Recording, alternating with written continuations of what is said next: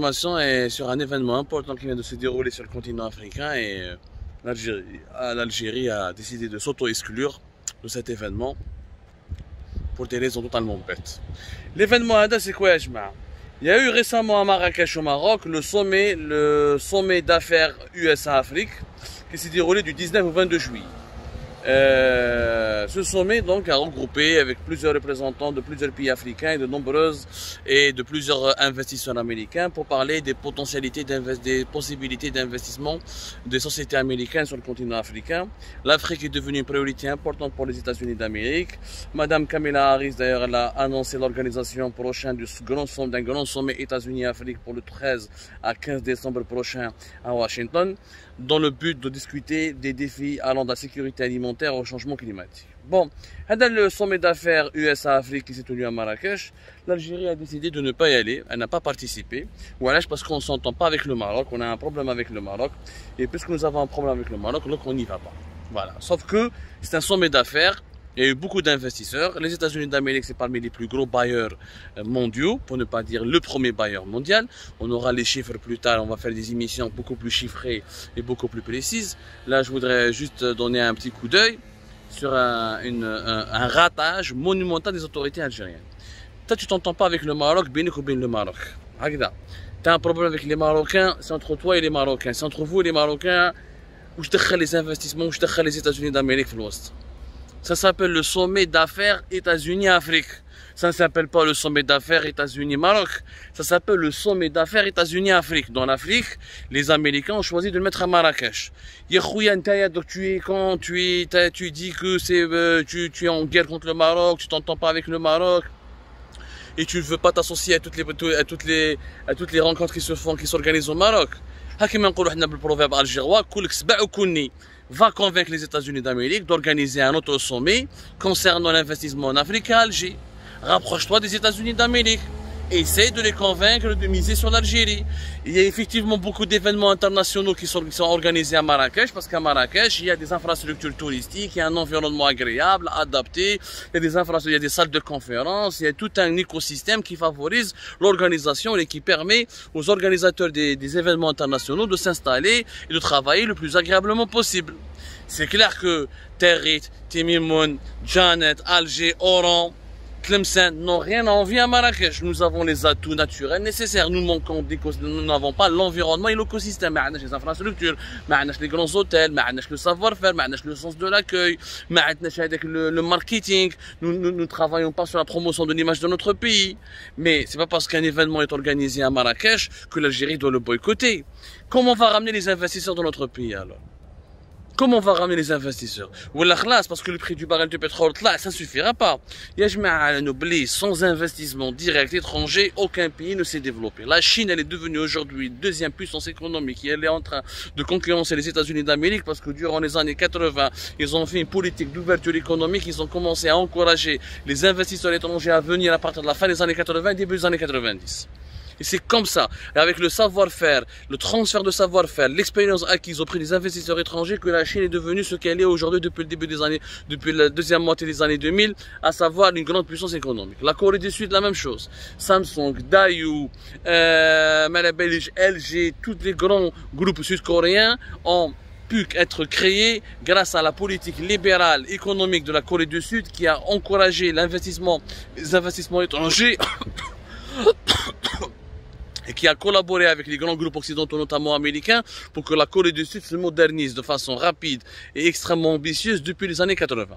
Warwah, Taïwan, la Malaisie, la Thaïlande, le Brésil, l'Argentine, la Turquie, l'importance des investissements directs étrangers en Turquie ont permis à l'économie turque de se moderniser. Les installations des grandes usines de Ford à Bursa, les installations des grands groupes industriels occidentaux à Istanbul et partout, à Izmir, etc. ont favorisé l'émergence des groupes locaux turcs. Pour vous donner une image, vous prenez un championnat de football, vous ramenez Messi et Ronaldo. Les joueurs les labos à Messi et Ronaldo vont apprendre, ils vont être dans un esprit de concurrence, d'émulation, et il va avoir la culture de l'effort, la culture de l'excellence, ils vont s'améliorer. Ils vont s'améliorer. Parce que le niveau, qui te l'a Messi et Ronaldo, le niveau, tu es obligé de faire des efforts parce que là, le niveau t'as. C'est comme ça que les championnats, par exemple, beaucoup de championnats de football en ramenant des talents étrangers, les joueurs locaux arrivent à devenir des joueurs professionnels et on arrive à cultiver les talents locaux.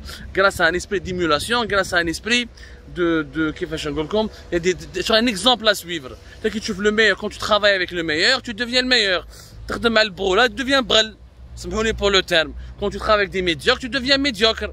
Quand on baigne dans la médiocrité générale, on perpétue la médiocrité générale. Quand on flirte et on se frotte à l'excellence, on devient excellent et on atteint l'excellence. Ben, c'est comme ça dans l'économie. Quand tu es un pays fermé, les grands groupes mondiaux, ceux qui ont de la technologie, les détenteurs de brevets, les détenteurs de technologies novatrices, les détenteurs de capitaux, s'ils ne viennent pas dans ton pays, comment tu vas te moderniser? Aucun pays au monde au XXe siècle, depuis le XXe siècle, ne s'est développé tout seul avec ses propres moyens. Marrakech, un exemple. Il n'y a que le Japon au XIXe siècle. Il y a quand même le Japon pour se réveiller, pour devenir un empire. À la fin d'un empire qui a pour coloniser la moitié de l'Asie. À la fin du XIXe siècle, XXe siècle, à l'époque du Meiji, ils ont envoyé l'élite japonaise et partie en Occident pour apprendre de l'Occident et revenir dans son pays, le bâtir et le moderniser. Il n'y a pas de pays, il n'y a pas de miracle, les jama'a. Il faut toujours apprendre des meilleurs.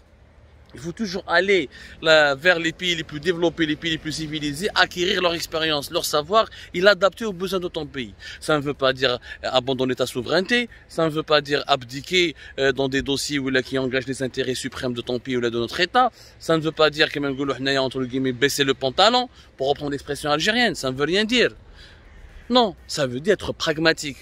Ça veut dire profiter des opportunités de la mondialisation. Ça veut dire être intelligent.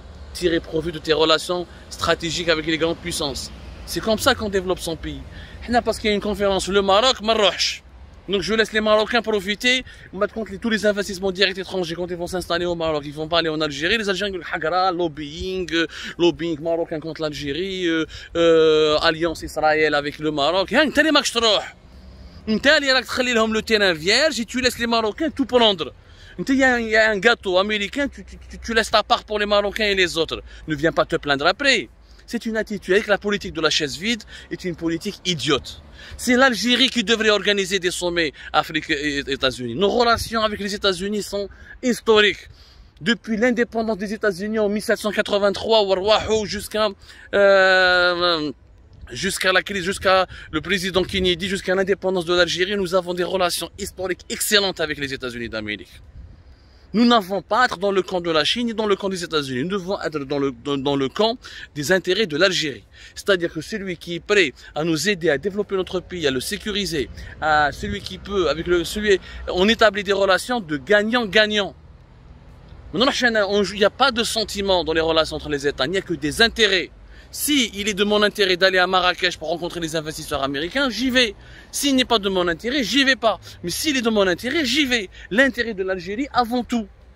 Avant les querelles et les sempiternels